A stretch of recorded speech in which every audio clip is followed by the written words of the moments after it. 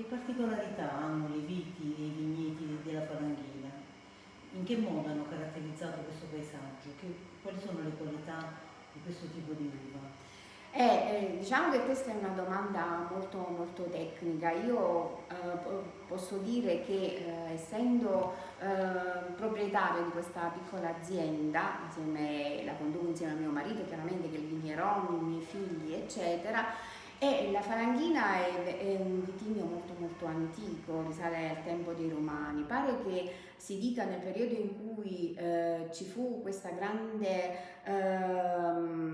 malattia della filossera, era solo a Moiano, qui in provincia di Benevento, erano sopravvissute delle viti di Falanghina appunto, e che non furono soggette a questa malattia, quindi furono riprese poi col tempo, gli studi sono venuti, naturalmente gli studiosi, gli agronomi eccetera, hanno introdotto questo vitigno di qualità, perché un tempo quando ero piccolissima io la Falanghina c'era, però o forse le competenze non erano abbastanza elevate come adesso nel mondo del vino eccetera, era usata più come, non era molto apprezzata in purezza. Poi piano piano con le sperimentazioni si è andati avanti a fare un vino di qualità, ma questo me lo ricordo io col tempo, perché qui prima oltre alla Falanghina c'erano altri vigneti autoctoni tipo il Trebbiano, Malvasia di Cambia, detta anche uva Cerreto, e poi le uve rosse, insomma ce n'erano tante. Adesso anche si sta un po' cercando di rivalorizzare questi vitigni antichi, però la regina, l'uva che caratterizza proprio questa zona, perché evidentemente si è scoperto che qui con i vari terreni che sono alle volte sono anche vulcanici, sembra strano, sembra che stiamo lontani da Napoli, ma in realtà non è proprio così, perché c'è il lago di Telese che è un cratere spento, in realtà un piccolo lago, un laghetto, e pare che sia la bocca, no pare, è la bocca di un vulcano. Ecco che i sedimenti dei terreni sono anche così molto pieni di minerali che danno particolarità a questa uva, perché poi studiandone le caratteristiche è venuto fuori che è l'ottima base per la spumantizzazione, ottima in purezza come facciamo noi. Dipende anche dal momento della raccolta, ci sono raccolte tardive, quelle, per esempio adesso se si fanno di questo periodo, inizio settembre, ci sono le basi per la spumantizzazione in quanto quest'uva conserva più acidità, mentre più tardi ecco che assume altre caratteristiche, va in bottiglia come vino fermo e diventa qualcos'altro di veramente apprezzato nel mondo intero. Lei ha detto che questa azienda è molto antica. Quando è stata creata? Chi l'ha fondata? Lei è una donna, appartiene alla tradizione il fatto che sia una donna a vinificare? Allora, questa azienda Cantina Morone non è molto antica, ha 10 anni nella sua creazione, però i miei genitori, i miei nonni, i miei bisnonni già vinificavano e vendevano il vino. Poi c'è stato un periodo di interruzione qui a Guardia per questioni di mercato, eccetera, in cui molti si sono organizzati, tra cui anche mio padre, mio suocero, hanno cominciato a conferire l'uva alla cantina sociale, questa grande cooperativa che ha salvato le sorti economiche del territorio, perché questo paese che vive prettamente di agricoltura e specialmente di uva era andato incontro a un periodo di grandi crisi. Il settore non andava bene perché le nostre erano uve da taglio, venivano utilizzate da chi da tempo vinificava al nord e sapeva fare il vino. E poi piano piano si è preso coscienza di questo fatto, noi ci siamo staccati come tanti altri da questa grande cooperativa e abbiamo ripreso in mano quello che era la nostra tradizione di famiglia, non ci siamo inventati nulla. Perché un po' al femminile? Mia madre, Berta, era figlia di grandi contadini, piccoli proprietari terrieri, ed era una conduttrice di aziende in prima persona, era una donna, era molto forte, una grande Di che anni lavoratrice. stiamo parlando? Mia mamma era del 1927, si è sposata nel 1949, questi sono gli anni in cui lei poi dopo ha vissuto ed è stata, voglio dire, detentrice di questa azienda. In realtà lei era spaventata dalla vinificazione, quindi erano produttori, avevano vigne, produttori di uva, ma conferivano l'uva alla cantina sociale. Si era interrotto il percorso della trasformazione. Noi possediamo una cantina antichissima nei pressi del Castello di Guardia, sotterranea, che testimonia tutto questo, che è bello, alle volte la faccio vedere ai miei ospiti perché è un museo praticamente. Beh, più che un museo, una biblioteca di quella che è stata, come si trasformava il vino in un tempo e poi le trasformazioni che sono avvenute grazie alla tecnologia. Senta, ma producevate anche, cioè fate anche la coltivazione della vite o solamente vinificate? Noi possediamo dei vigneti, siamo sui 5 ettari, non è grandissima, ma tutti impiantati a uva e sono diverse, così come insomma ce li hanno lasciati i nostri genitori, non ne abbiamo voluto cambiare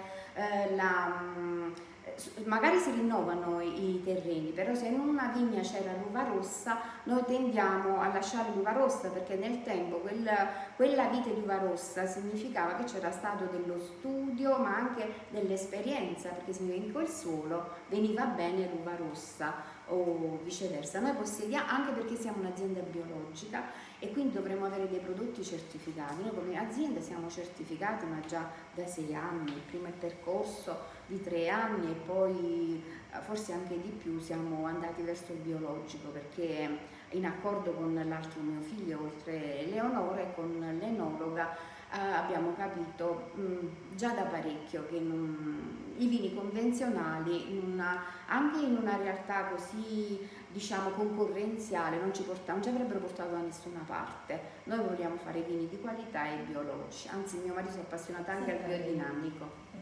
Perché parlate poi, per quali caratteristiche ha la falanghina che ne fa un vino di qualità?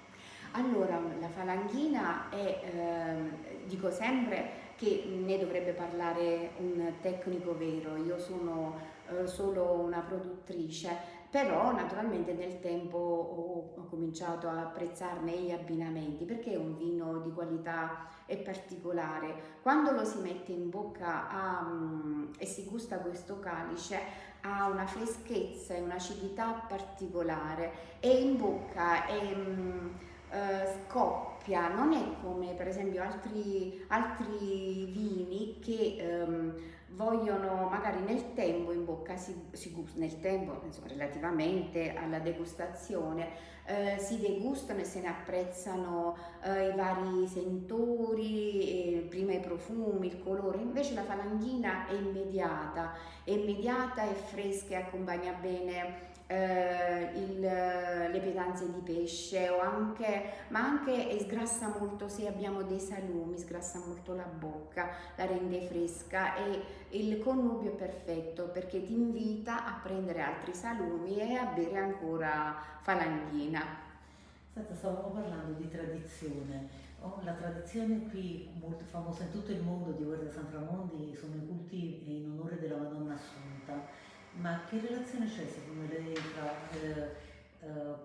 che rapporto c'è fra vino e battenti? Come mai proprio che tipo di vino viene messo sulle spugne dei battenti? E perché viene messo del vino? Sì, allora la domanda è molto molto complessa. Per quello che so io che posso dire è un rapporto proprio viscerale, perché il prodotto del vino per noi rappresenta, per tutta la comunità di Guardia, la sussistenza proprio economica della famiglia, quindi dell'economia del luogo e quando ci sono state carestie, periodi di siccità oppure grandi alluvioni o catastrofi, la prima cosa che si è fatti, ci si è riuniti intorno al campanile della chiesa madre, adesso è basilica, e dove c'è la statua dell'Assunta come a chiedere protezione, e anche il sangue che i battenti versano su questo che è il comune di Guardia, perché loro fanno un percorso sempre identico dal Medioevo, insomma è difficile far prolungare il percorso, ci vogliono riunioni di comitati rionali, non è una cosa semplice, non è che vanno dove uno vuole questi battenti, e mi sembra in un libro di Don Fausto, un nostro grande studioso, un nostro sacerdote, è come voler bagnare e far rendere fertile il suolo che questo sangue macchia. Quindi c'è come dire, un rapporto strettissimo, e il ritorno alla venerazione di questa Madonna è come proprio la raccomandazione che un figlio, o l'affetto, di tutti, l'affetto, oppure di mostrare tutti i sentimenti che un figlio ha verso una madre amorevole, buona, anche se severa, perché richiede il sacrificio. Ecco.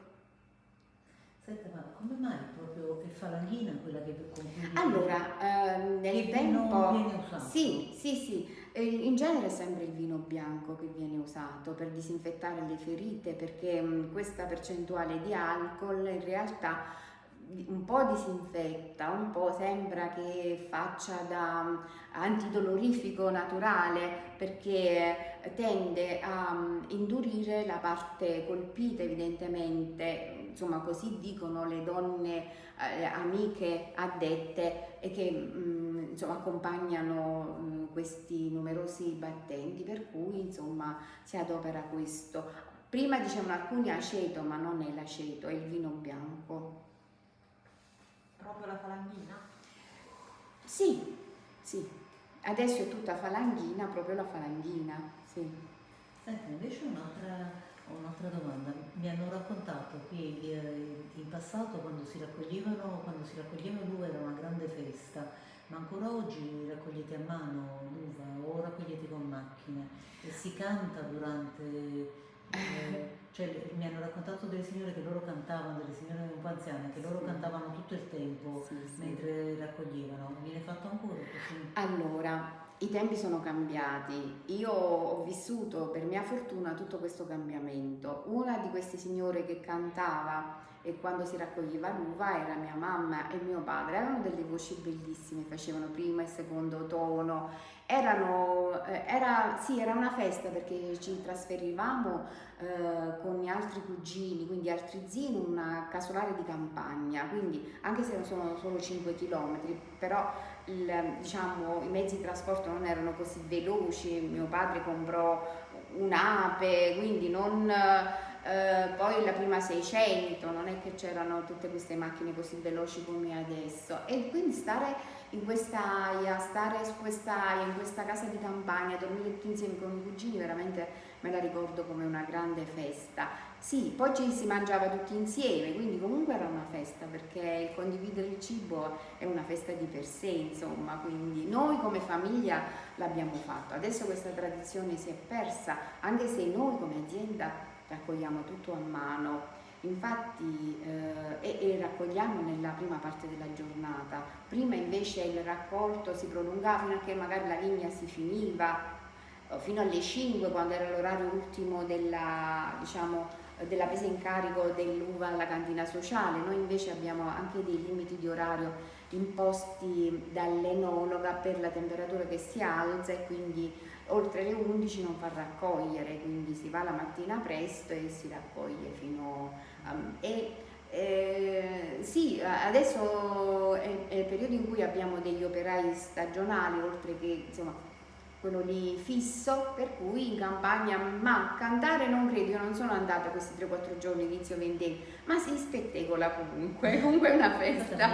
Lei ricorda qualche canto? Potrebbe cantarci qualcosa? Giusto per farci sentire un po', giusto per... Che tipo di canti erano? Erano canti popolari, ma mia mamma e mio padre mi cantavano alcuni proprio belli, forse dell'opera lirica, anche in italiano. Oppure ce n'erano anche, specialmente in dialetto, era come diceva la mamma di Lucielle va gelosa. Era il racconto di questa mamma che aveva questa bella figlia e naturalmente temeva che qualcuno insomma potesse mettere gli occhi addosso, quindi non la mandava mai in giro e insomma era molto particolare questo. Oppure un canto ripreso molto da questa signora che conserva in memoria storica di tutti questi canti antichi, la signora Giovannina, era a Zingarella è un po' ambiguo come canto, diciamo, però Ce lo vuole cantare, ce lo canti un po'. questo della Sì, Zingarella. sulla Zingarella. Questa me lo ricordo molto bene, nella versione che avevano fatto il professore Ciervo, molto molto bella. Oppure anche, dopo ne dico un altro, Filomena la Janara, perché qui è molto vivo anche ancora oggi il mito delle Janare. Lei sa chi sono le Janare? No, Le ce lo streghe. spieghi, ce lo spieghi. Sono le streghe. E le streghe che a Guardia prendono il nome di Janare dagli studi fatti dal nostro studioso locale, il professore Silvio Falato, e il loro nome Janare viene dall'antico mito della Diana, Dianula, quindi Dianare. Janare. Io all'inizio pensavo Janare da Janua, no? Perché magari loro si facevano vento e passavano sotto la porta, ma non è così, sotto gli usci. Non è così, erano delle donne e sono rimasti intatti questi ricordi e queste credenze, forse dal Medioevo. Erano delle donne magari anche più indipendenti, più evolute, magari figlie anche prima la medicina non era così diffusa e c'erano queste persone che se c'era una distorsione adoperavano non so, degli unguenti oppure delle manovre che sapevano fare. Se avevano una figlia femmina magari molto perspicace, magari lo apprendeva pure lei, lo faceva, ma attenzione, non poteva molto osare o sbagliare perché subito veniva additata come Janara, cioè... Adesso ci deve cantare questa canzone della Yamaha. Allora, sì,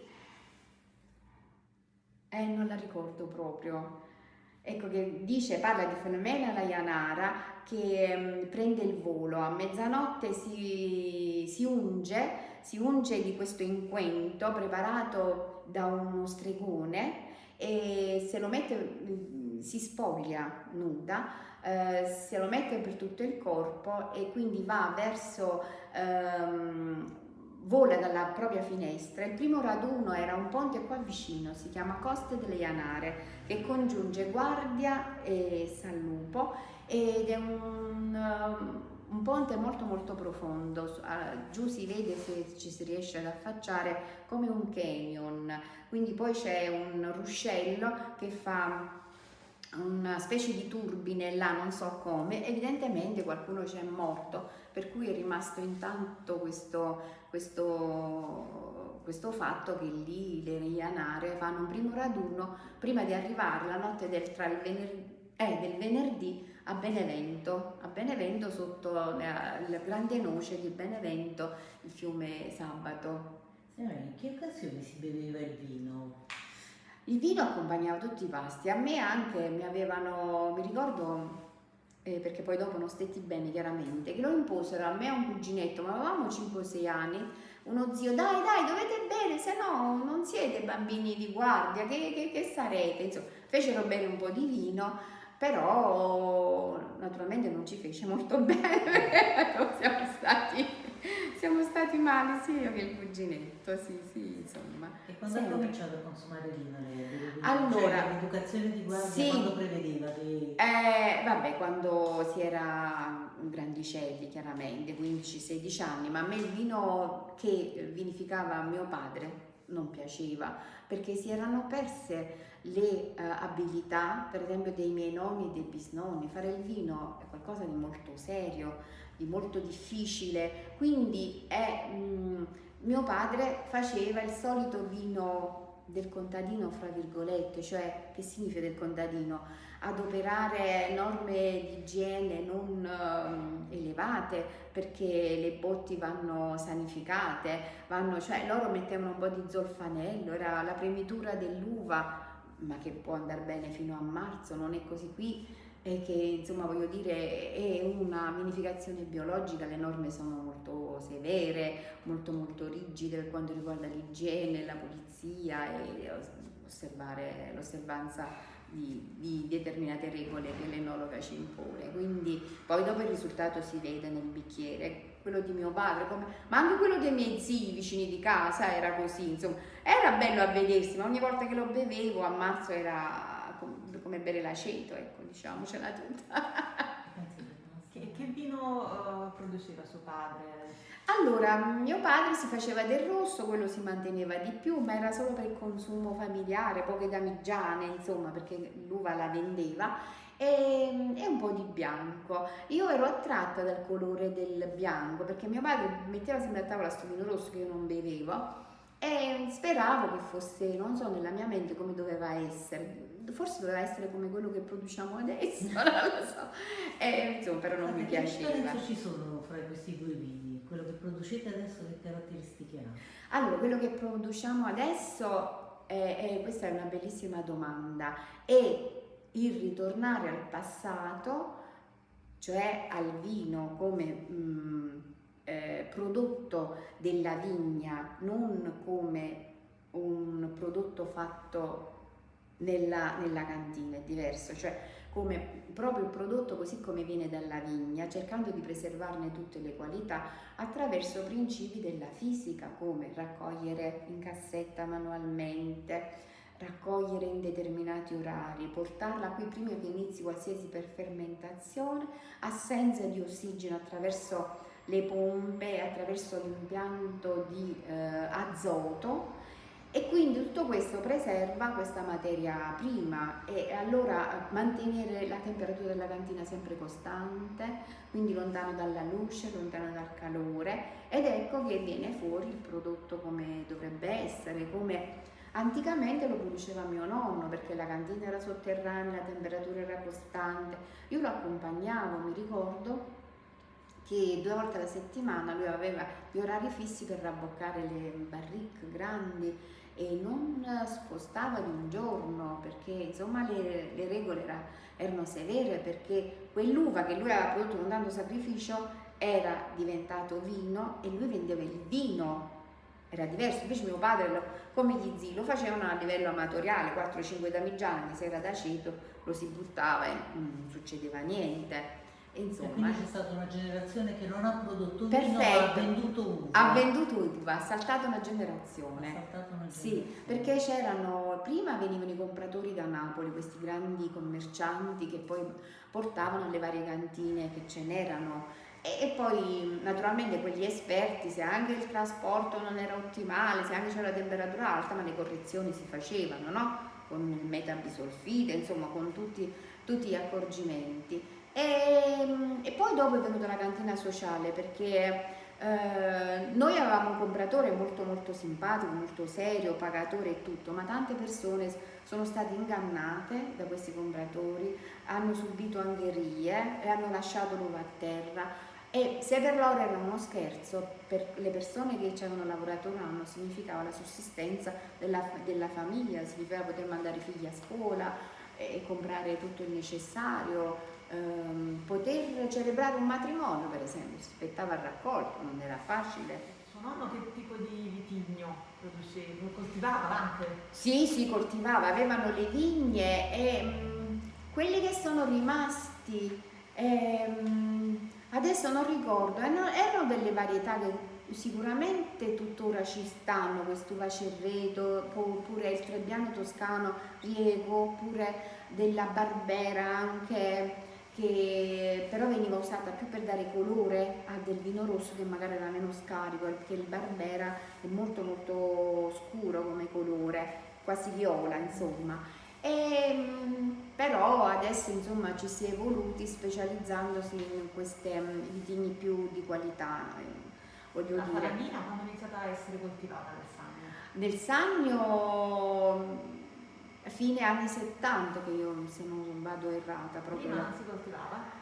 prima poco, aveva solo qualche famiglia, però ripeto, poiché non la sapevano lavorare, quindi non c'erano stati questi studi approfonditi. E poi lì che c'è stato, grazie agli agronomi che hanno studiato, enologi, eccetera, facendo delle sperimentazioni, ecco che è venuto fuori un vino eccellente, perché hanno cercato appunto di, sperimentando, di raccoglierlo nel momento giusto, no? Perché ogni volta non è che anche la nostra enologa ci fa raccogliere a caso, si va in campo e si fanno le campionature, si viene qua e si misura l'acidità, i vari parametri, lo zucchero, il grado babbo, e quindi si vede l'armonia. Evidentemente io non sono un'esperta, però quando collimano determinati parametri, ecco che insomma si vinifica, si va a raccogliere e si vinifica. Quando ha capito che voleva produrre vino?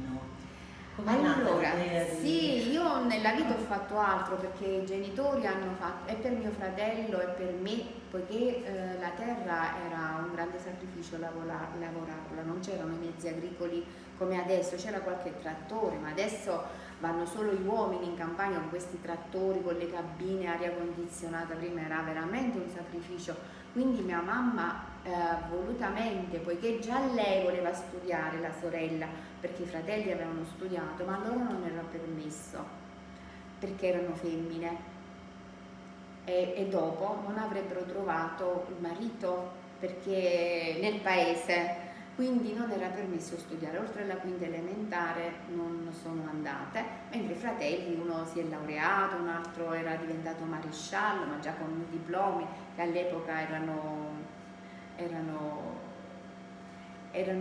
voglio dire, un titolo importante.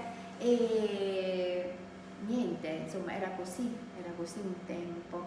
E ha tentato, ha fatto di tutto, perché innanzitutto è una donna, una specie di capostipite, una donna forte, lavoratrice, ha imposto che io fossi sempre indipendente, autonoma. Il giorno dopo che ho compiuto 18 anni mi ha imposto la patente. Non ero molto amante di veicoli, devo dire la verità, mi piaceva più la moda, le cose, lo studio, la lettura. Ha imposto: no, ti devi prendere la patente, poi lavorare, studiare, lavorare per essere indipendente. Quindi già questo era insito in lei. E poi io, attraverso questi racconti, attraverso questi vigneti, che mano a mano mio marito ci si era affezionato a questi vigneti, no? Mia mamma, quando andava in campagna, le barbatelle, le piante di viti, quelle piccole barbatelle, le viti grandi, le chiamava le mie creature, perché no, io ci devo andare, perché se sono 2 giorni non mi vedono, loro appassiscono, cioè per dire che non si intristivano. Lei si girava sempre tutti i vigneti, guardava, osservava. Mio marito si era appassionato, forse attraverso questi racconti sono appassionati anche i miei figli, voglio dire, e cercare di mantenere, anzi di creare, mantenere i vigneti, ma di creare l'azienda per la trasformazione.